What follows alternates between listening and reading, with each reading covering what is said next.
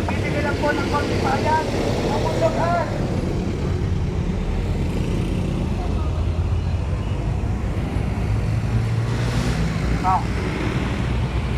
Magandang umaga mga kabunyog. Okay ba kayo yan?